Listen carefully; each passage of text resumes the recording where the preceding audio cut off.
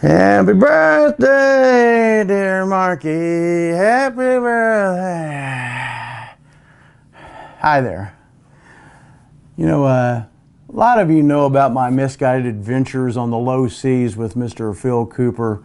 That was Ensign Phil Cooper during our stint in the Merchant Marines. But possibly no one knows about the escapades that I experienced while serving as the Oriental Guide when Mr. Mark Winters presided over the Akhtar Shriners as their grand potentate. That's right, he was grand. And, but comically, behind his back, we like to call him the grand impotentate. This all came about when I got a bee in my bonnet about getting out of serving the Merchant Marines. Well, actually, Phil put a real bee in my bonnet because we were doing a reenactment play of the extremely off-Broadway version of Goodnight, John Boy. And I was playing the part of Grandma, which I did so well, and, well, I had to wear a bonnet to play Grandma. So anyway, I was carted off to the hospital, and while I was in the hospital, Phil ran off with both our girlfriends, both Chicada and Rosita. But that's another story for another time. On the rebound, I needed a new purpose in my life. And Mark, yes, Mr. Mark Winters was there with the Akhtar Shriner secret handshake to welcome me into the fold. I found out later that you don't have to remove your pants when performing that special handshake. That one's on me. Well, we became fast Shriner buddies. However, Mark finally did confide in me with the Akhtar boys, there was a slight hearing snafu that, well, he thought that they said, "Join the Shriners, we make fun of crippled kids."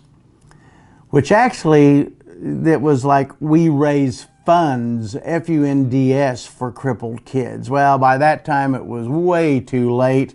He'd already had his custom-made fez and there was no turning the tassel back. So,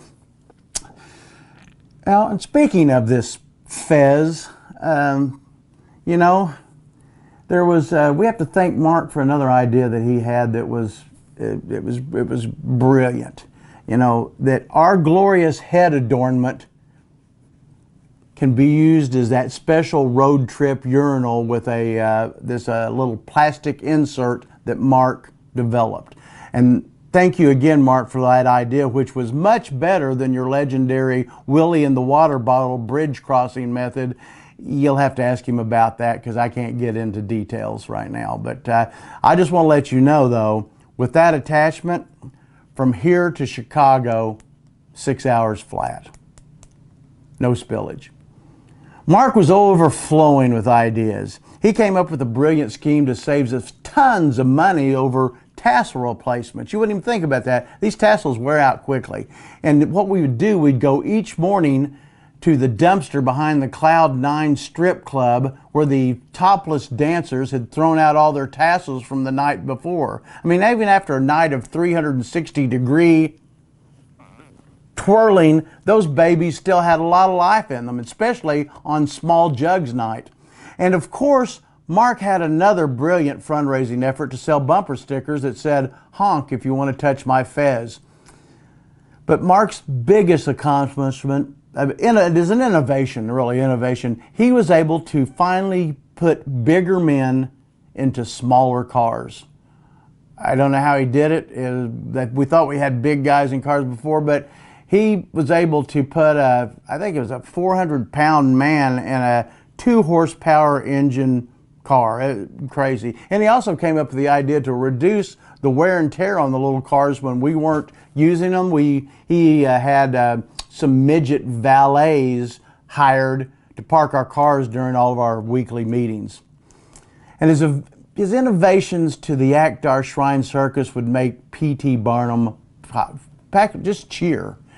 And while P.T. Barnum said there's a sucker born every minute, Mark took that one step further, and he said there's an all-day sucker born every minute. So Mark thought, great, let's have an 8-hour circus extravaganza. Well, we made a ton of money on that. However, the clowns all died from cancer associated to white face paint. It was later found out that that face paint was loaded with carcinogens, and it really gets active after about 3 hours. Who knows?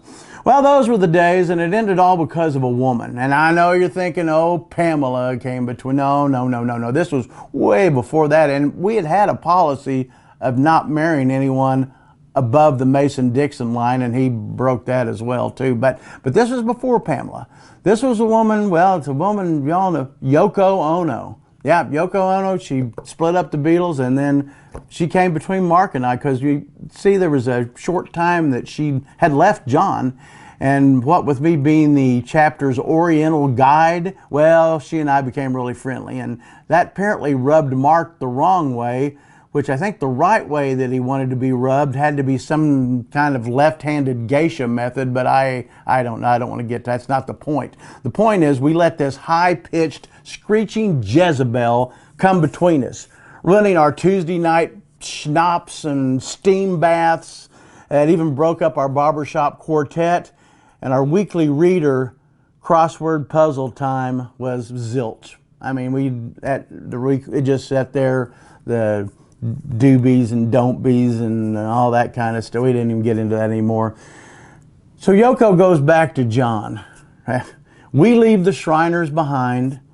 Next thing you know, John's laying dead in front of the Dakota Hotel, our apartments, I guess the Dakota Apartments. And well, we're not, and we both were really thankful for that. So, years later, we finally met up again. And when we did, we acted like nothing had ever happened. We just kind of thought we'll start new, because, well, mainly one of the real reasons why we did that was because of the Shriners Code of Silence. And the Shriners Code of Silence actually is hidden in the Weird Al Yankovic parody, Shriner on, Harvest Buffoons. So you get that, listen to it, you'll know what we mean by Code of Silence. Well, now you know the rest of the story, and happy birthday, Mark. Many more.